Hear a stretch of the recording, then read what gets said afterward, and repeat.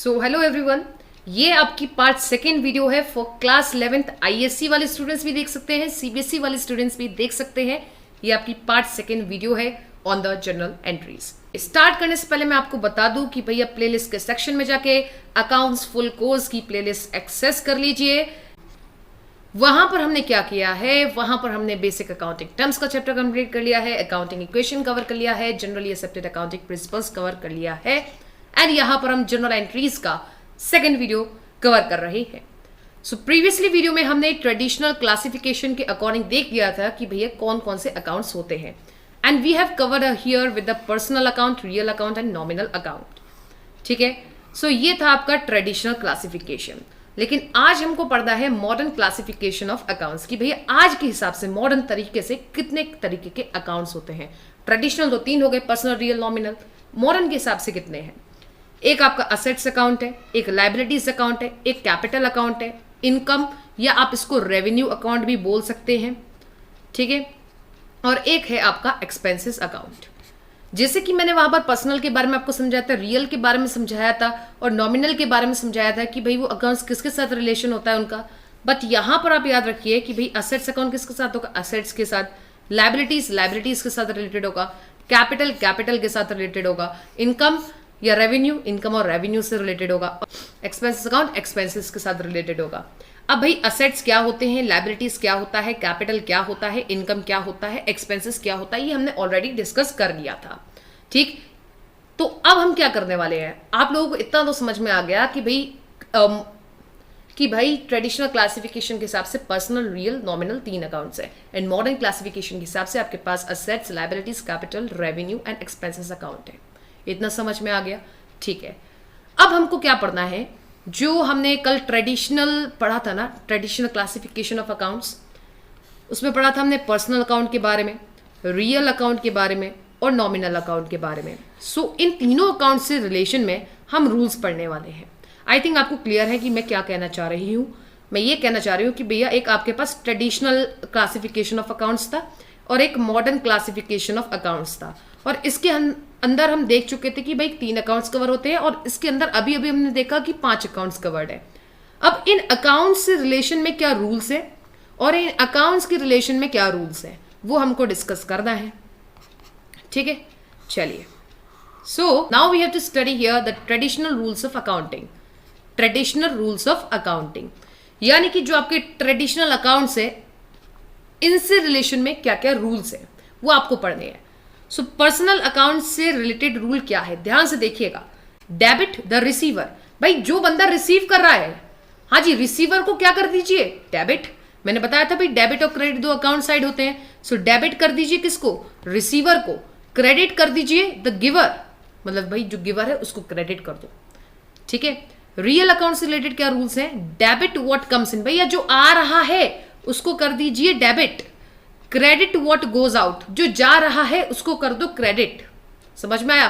देखो असल में रूल्स तो एक ही है बट ये पर्सनल अकाउंट से रिलेटेड रूल्स है, पर्सन से रिलेटेड रूल्स है और ये आपके असेट से रिलेटेड रूल्स है तो रूल्स एक ही। चलिए, nominal account, debit all expenses and losses, credit all incomes and gains. भाई जो भी आपके खर्चे या नुकसान हो रहे हैं उनको आप डेबिट कर देंगे और जो भी आपके इनकम गेन या प्रॉफिट हो रहे हैं उनको आप क्रेडिट कर दोगे। ये रूल्स है। तो मेरे को जल्दी से बता दीजिए पर्सनल अकाउंट से रिलेटेड रूल क्या है। हाँ जी, debit the receiver, credit the giver.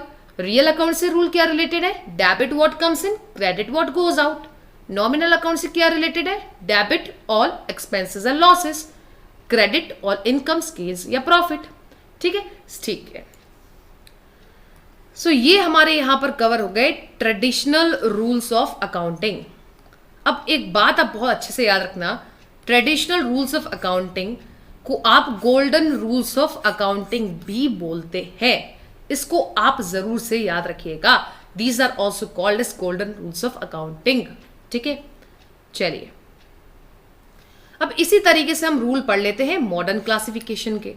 सो भाई असेट अकाउंट से रिलेटेड क्या रूल है कि भाई जब भी असेट इंक्रीज होंगे तो हम उसे डेबिट करेंगे।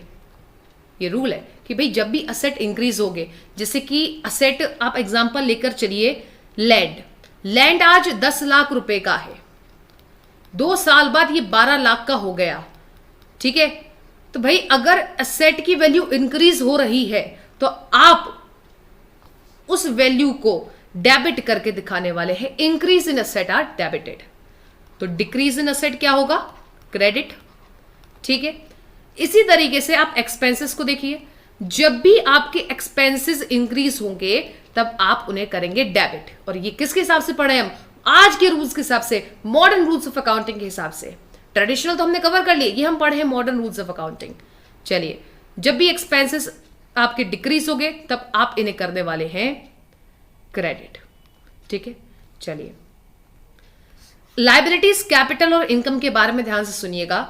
जब भी आपकी लायबिलिटीज या कैपिटल या इनकम इंक्रीज होगी तब हम करेंगे इसे क्रेडिट। कब? जब कभी भी ये इंक्रीज होगी। और जब कभी भी लायबिलिटीज, इनकम या कैपिटल डिक्रीज होगी तब हम इसे करने वाले हैं डेबिट। सो ये रूल्स हैं आपके मॉडर्न क्लासिफिकेशन के हिसाब से। This are called as modern rules of accounting. ठीक है। सो बच्चों, हमने क्या पढ़ा आज? आज हमने पढ़ा ट्रेडिशनल रूल्स ऑफ अकाउंटिंग या गोल्डन रूल्स ऑफ अकाउंटिंग। अगर आपके एग्जाम में पूछा जाता है कि भाई what are the golden rules of accounting, तो आप आंसर लिखेंगे पर्सनल अकाउंट से रिलेटेड, ये आप लिखने वाले हैं। ठीक है। पर्सनल अकाउंट से रिलेटेड, रियल अकाउंट से रिलेटेड, नॉमिनल अकाउंट से रिलेटेड क्या क्या रूल्स है, ये आप लिखने वाले हैं। अगर आपसे पूछा जाता है what are the modern rules of accounting, हाँ जी, अगर आपसे पूछा जाता है what are the modern rules of accounting, तो ये रहे भाई मॉडर्न रूल्स ऑफ अकाउंटिंग।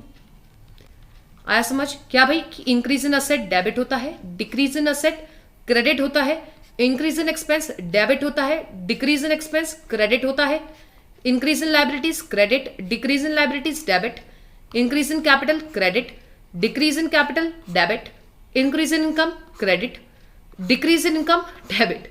तो भाई डेबिट, क्रेडिट, इंक्रीज, डिक्रीज, ये दिक्कत हो रही है ना, तो आप इतना समझ के चलिए, बस इतना समझ लो आप कि असेट्स का अकाउंट है और एक्सपेंसेस का अकाउंट है। ठीक है। अगर ये हमारे इंक्रीज हो रहे हैं तो हम इन्हें डेबिट करेंगे, और डिक्रीज हो रहे हैं तो हम इन्हें क्रेडिट करेंगे। ठीक है। और आप इतना समझ के चलिए कि भाई जो आपका लायबिलिटीज अकाउंट है, कैपिटल अकाउंट है, रेवेन्यू अकाउंट है, हाँ जी रेवेन्यू अकाउंट है, या आप इसे बोलो इनकम अकाउंट है। ठीक है। रेवेन्यू अकाउंट बोलो, इनकम अकाउंट बोलो, बात एक ही है। अगर ये इंक्रीज होते हैं तो हम करेंगे क्रेडिट, और अगर डिक्रीज होते हैं तो हम इन्हें करने वाले हैं डेबिट। ठीक है। और एग्जाम में आप इस तरीके से लिख के आइएगा कि भाई ये रूल्स है हमारे मॉडर्न रूल्स ऑफ अकाउंटिंग। ठीक है। याद करने के लिए आप इतना फॉलो कर सकते हैं। ठीक। चलिए, सो मेरे पास क्वेश्चन है जिससे कि आपकी चीजें क्लियर होने वाली हैं। देखिए क्वेश्चन क्या कह रहा है, on which side will the increase in the following accounts be recorded.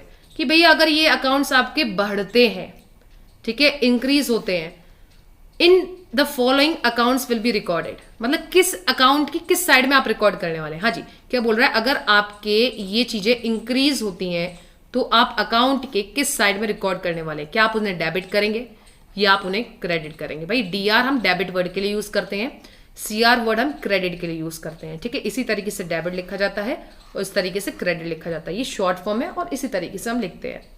Also state the nature of accounts, nature of accounts बताना है। ठीक है। On the basis of modern classification. ठीक, हमें कुछ नहीं समझ में आया, हाँ या ना? ऐसे ही हो रहा है ना? सो आई थिंक आपको कुछ नहीं समझ में आया होगा, तो चलिए स्टार्ट करते हैं। सबसे पहली बात इतना आपको पता है कि हमें मॉडर्न क्लासिफिकेशन के हिसाब से करना है, मतलब जो आज हमने डिस्कस किया है एट द लास्ट वाली चीज वो हमें पढ़ती है।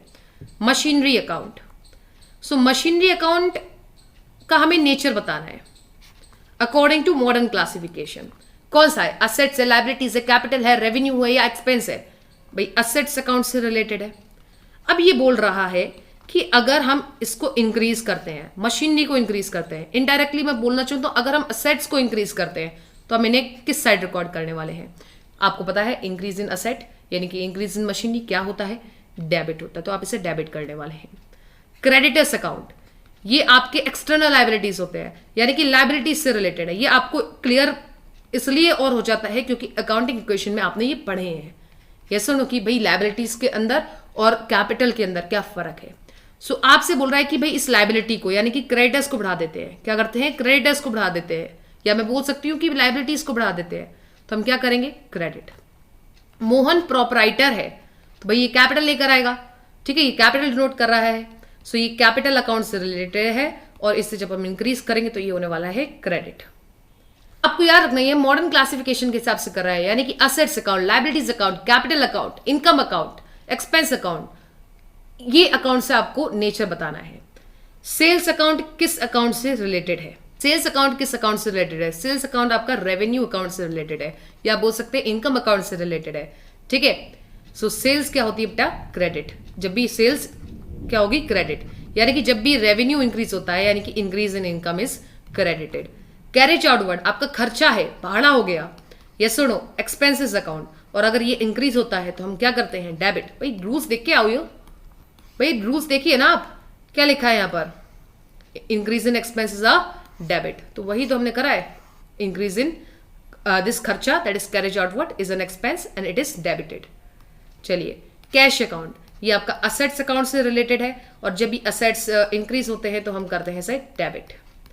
डेटर्स अकाउंट, ये भी आपका किससे रिलेटेड है, असेट्स से। भाई असेट्स से रिलेटेड है या नहीं, बताओ, ठीक है, नॉन करेंट असेट हो या करेंट असेट हो वो मैटर नहीं करता, असेट्स है या नहीं, बस इतना आप याद रखिए। तो इंक्रीज इन असेट क्या होता है, डेबिट। क्या हो गया आपका, एक्सपेंस, सो एक्सपेंसेस से रिलेटेड है। अब काफी लोग मुझे बोलेंगे कि आपको कैसे पता है रेंट एक एक्सपेंस है, हो सकता है रेंट हमको मिल भी तो रहा हो, तो मैंने कल की वीडियो में आपको बताया था कि भाई वेजेस का एग्जाम्पल मैंने लिया था, वहां पर मैंने आपको ये चीज बताई थी कि आप लोग बोलोगे कि भाई वेजेस इनकम भी तो हो सकती है, एक्सपेंस ही क्यों। तब मैंने आपको बताया था कि भाई अगर सिर्फ वेजेस लिखा है या रेंट लिखा है तब आपको वो खर्चा मानना है। सो एक्सपेंसेस अकाउंट में रिकॉर्ड होगा और इसे हम करेंगे डेबिट। सो इसी तरीके से आपका बिल्स पेएबल है, बिल्स पेएबल आपकी लायबिलिटी होती है, सो भाई लायबिलिटीज अकाउंट में लिखा जाएगा और लायबिलिटीज जब भी इंक्रीज होती है तो होता है credit. Interest payable, interest paid नहीं लिखा, देखो भाई सुन लो, एक बात सुन लो, इंटरेस्ट पेड आपका खर्चा है, क्या है, एक्सपेंस, और जब भी ये इंक्रीज होगा तो क्या होगा, डेबिट, ठीक है।